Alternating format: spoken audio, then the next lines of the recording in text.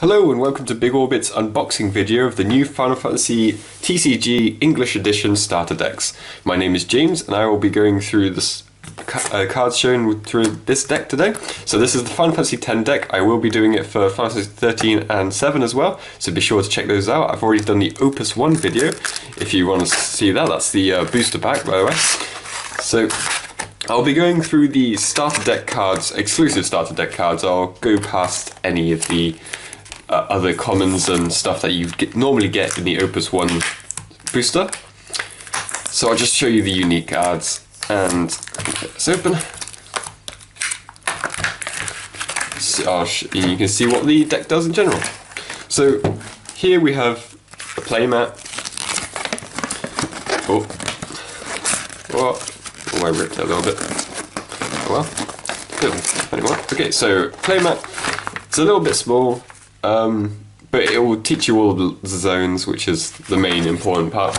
And then on the back it shows you what cards you get in which starter deck, and also how different combos work together. And this is the rule guide. It's double-sided. One shows you the basic rules, one shows you the flow of battle. I've already sort of spread it out in the Final Fantasy 7 deck, so if you want to check that out, please do. So let's just get this deck open. If I could, there we go.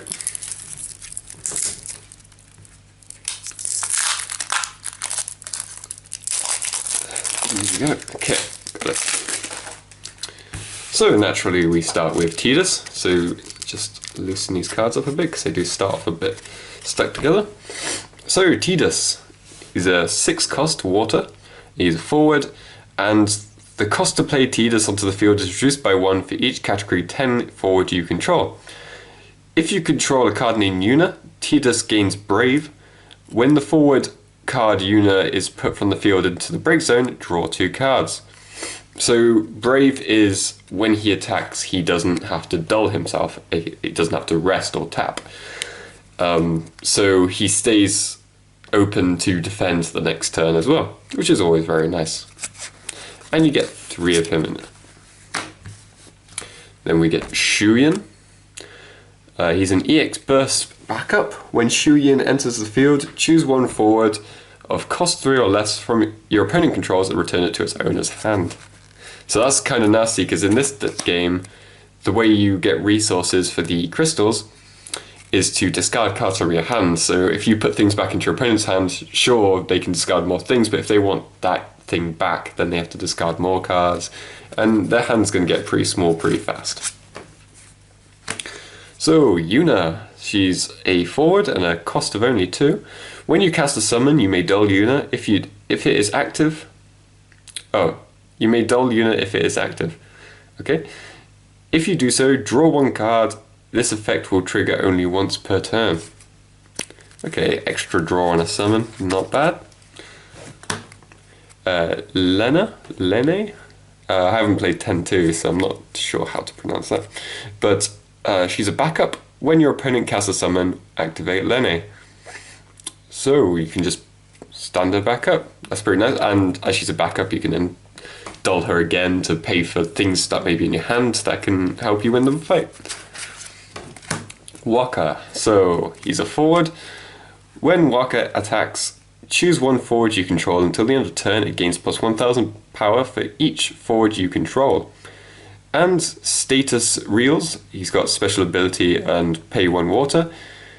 Choose 1 forward. Until the end of the turn, it loses all abilities and its power becomes to 1000. So taking down any big nasty creatures your opponent may have.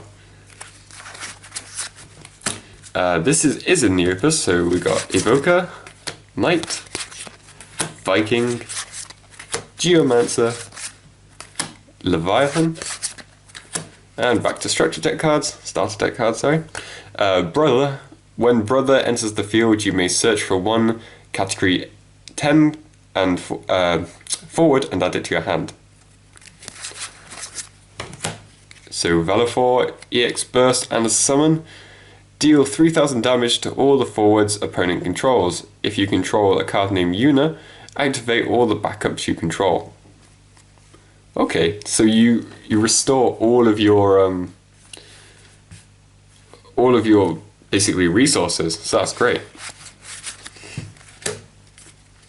So Pain, forward. When Pain enters the field, if you control a card named Yuna, draw one card.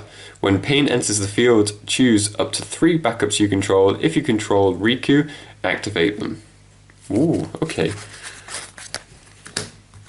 So Baralai, he's a backup, and you dull him, put Baralai into the break zone, choose up to 2 forwards and activate them. Riku, forward, if you control a card named Yuna, Riku gains plus 2000 battle power, and Riku cannot be chosen by summons. If you control a card named Pain, Riku gains plus 2000 power, and Riku cannot be chosen by abilities. Ooh, okay, very nice. And Evoker, Sylph, Devout, Ninja, and Archer. So this is more of a control deck, and as you can see, there's a very big focus on Yuna. Yuna is the big part of this deck. There are some focus on other characters like Pain, and was there one for Riku, or was Riku just getting benefits? Okay, maybe I was wrong.